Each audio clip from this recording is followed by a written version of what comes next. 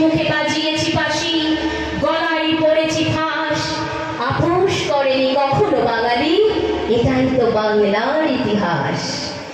আবার আসিব ফিরে ধানসিঁড়ি